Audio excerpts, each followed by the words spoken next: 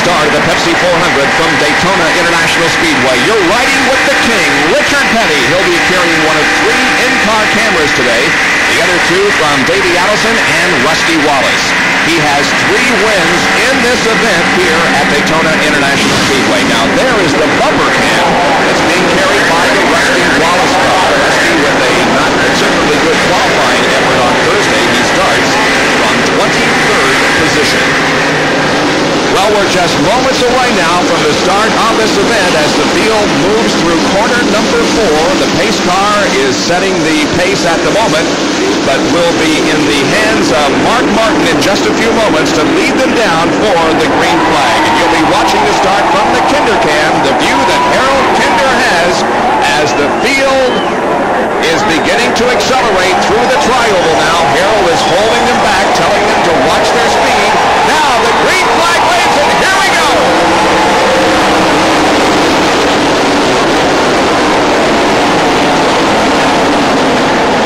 What a way to start your July 4th holiday weekend here on ESPN.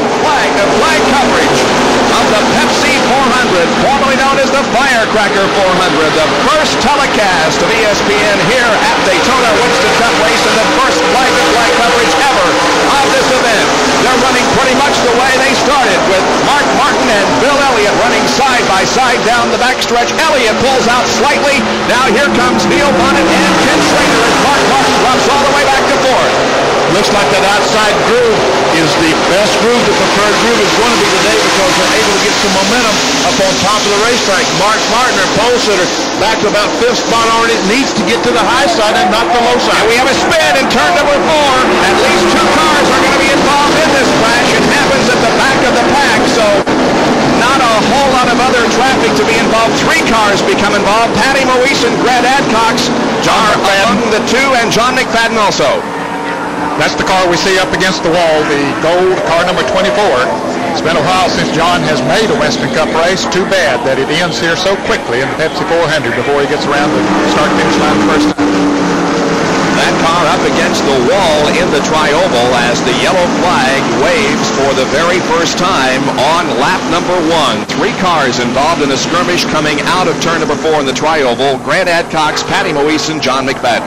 And Bob, the NASCAR officials are going to have somewhat of a chore in separating these cars out. They'll have a single file restart, and there were so many of them that running side by side when they came across the start-finish line. There is Patty Moise as she has made her way to the pit area. We'll take a look at it once again. As I said, it happened at the back of the pack as they were coming off corner number 4. Well, Patty Moise looks like she got sideways as she came off the turn and spun back out. There's Grant Adcox on the inside in the yellow and the orange car, white and orange car, I should say, as Patty Moise in the car number 45 continues to spin around. And we'll have it from another angle from the high camera on the Winston Tower. Grant Adcox making just slight contact, it looked like, with Patty, and he's sliding to the inside of the track as McFadden rides the wall in the tri-oval. There once again is Harold Kinder's perspective of things as he waves the field together, punching them up in preparation for a restart in just a few moments. Yellow is out on the Pepsi 400, lap number 1, a 3-car crash. We'll resume our coverage right after these messages.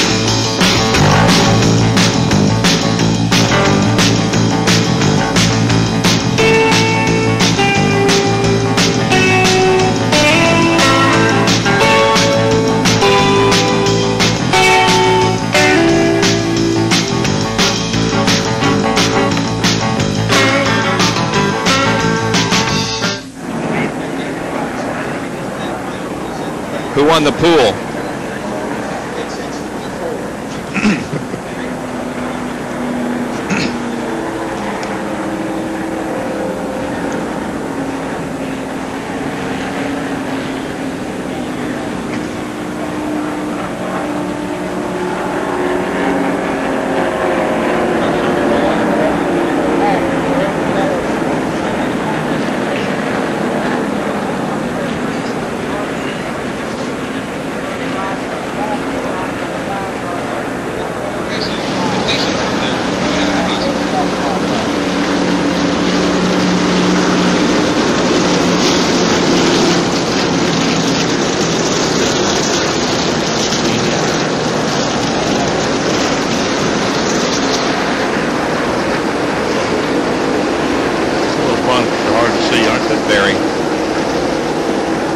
as the sun, it's going to be a little better.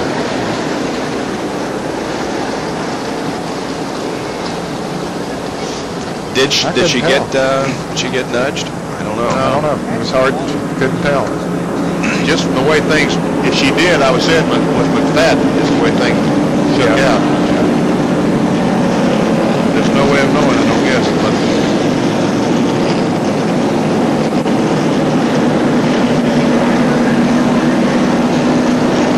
yeah, you're right. That's sort of the way it looked. Yep.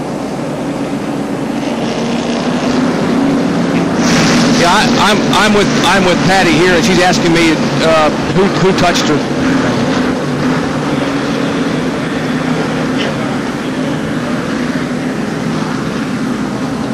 Okay, all right, I'll be standing by with her here. Don't tell her that here.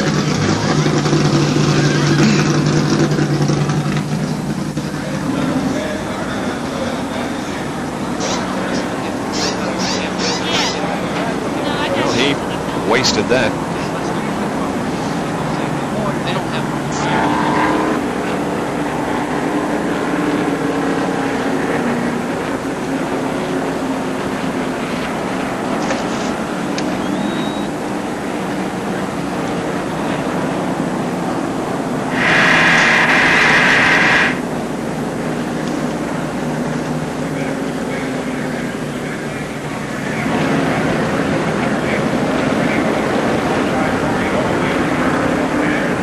At Daytona and the Pepsi 400, and the field is under caution. We had a crash on lap number 1, a replay of it. 3 cars involved.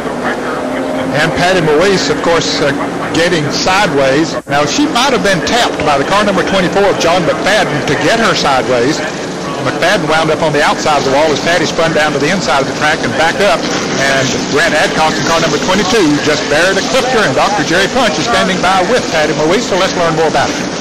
Well, Patty has climbed out of her Buick, and they've taken her back to the garage area. Patty, what happened up there? I was passing the 24 car on the outside. We had drafted together yesterday, and he knew he didn't have much engine, so I just kind of motored by him on the outside. I don't know if he had a problem or what, but I think he came up, and I definitely felt a bump. It was either in the left quarter panel or right in the rear, and it was right as I was exiting turn 4. The car just came right around, and you already kind of hung out, and I was up high. It was just the worst possible moment to get hit. Well, Ed, you're exactly right. Apparently that's what happened out of turn 4. McFadden may have got into her. All right, we'll be going green in one more lap. Patty watches from the sidelines. It happened at the rear of the pack, few cars involved. So is starting position here at Daytona important? I don't think so. You know, it's nice to start up front. I wish we would have qualified better than we did.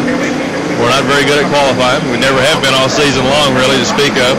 But we usually have a good race combination, and that's what we concentrate on. So I think we're going to be good and competitive in the race. I think we've got a good race car. The only thing that concerns you about starting back that far is if there's any kind of accident or something early that you might get caught up in. Well, Terry doesn't think starting position is very much of an advantage. However, as you heard him say, accidents could very definitely play a factor in that. Well, the field was very fortunate that the accident happened near the end of the field. Can you imagine the 5th or 6th place car having that kind of problem? We saw Patty Moise go from the bottom of the racetrack to the top of the racetrack, back to the bottom of the racetrack. And when she makes 3 passes across the racetrack, or any race car makes 3 passes across the racetrack, you have no choice but have some super collisions.